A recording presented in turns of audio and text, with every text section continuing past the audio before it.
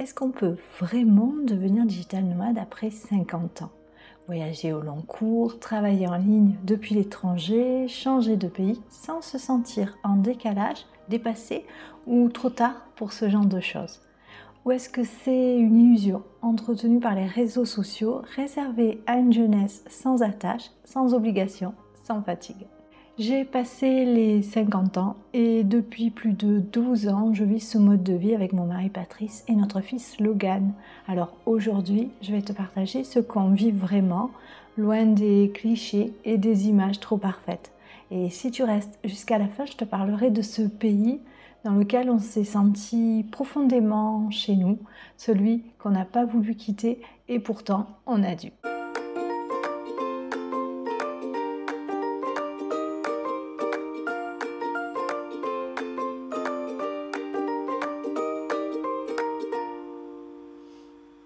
Quand on dépasse un certain âge, le rapport au voyage, il va changer.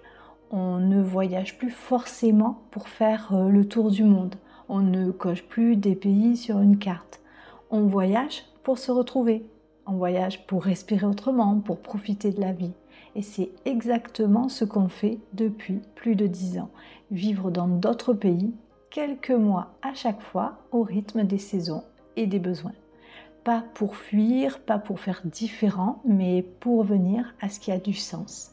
On a vécu dans de nombreux pays, mais à un rythme très lent, parce qu'on apprécie aussi de revenir dans des lieux que nous aimons, où nous avons créé des liens amicaux et parfois même familiaux, comme c'est le cas en Andalousie. Mais vivre en digital nomade après 50 ans, ce n'est pas du tout la même chose que quand tu as 25 ans. Et il faut oser le dire, on n'a pas les mêmes envies, pas la même tolérance à l'improvisation. Le confort, il devient peut-être plus important aussi. Les routines, elles sont rassurantes. On veut voyager, oui, mais sans se fatiguer, sans renoncer à notre bien-être.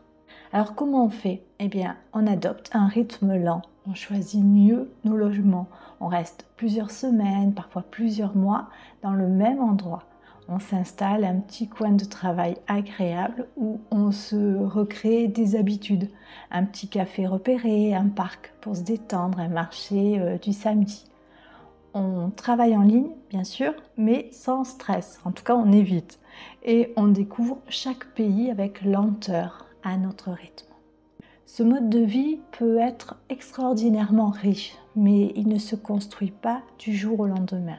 Il faut apprendre à se réorganiser, à devenir plus souple, plus stratégique aussi. Il y a des questions très concrètes à gérer. La connexion Internet, parfois capricieuse, les visas qui varient d'un pays à l'autre, la sécurité surtout dans des zones qu'on connaît mal, et la santé qu'on néglige souvent quand on imagine cette vie.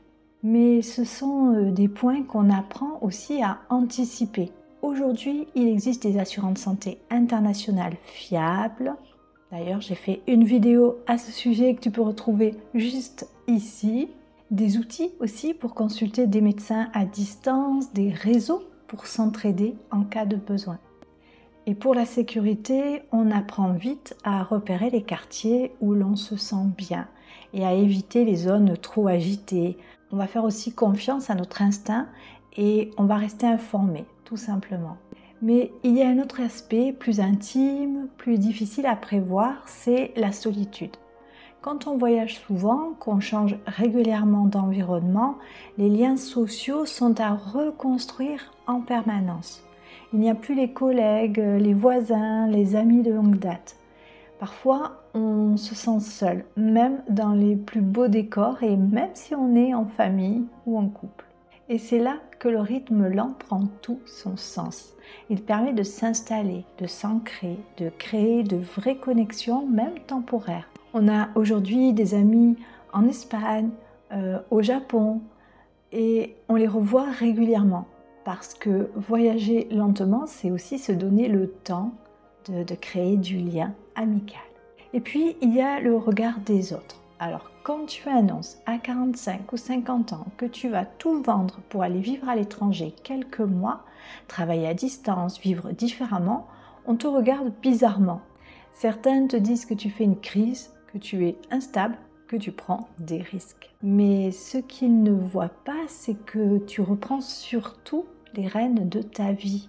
Tu n'as plus besoin de courir après une carrière, un statut ou une maison à rembourser.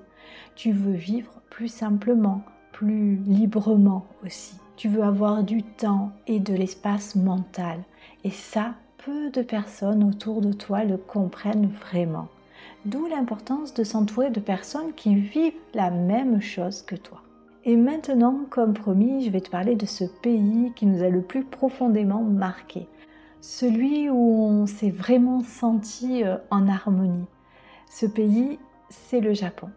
On a vécu à Osaka dans un chouette appartement bien aménagé, bien agencé pour travailler à distance. D'ailleurs, j'ai fait une vidéo de présentation de cet appartement que tu peux retrouver juste ici.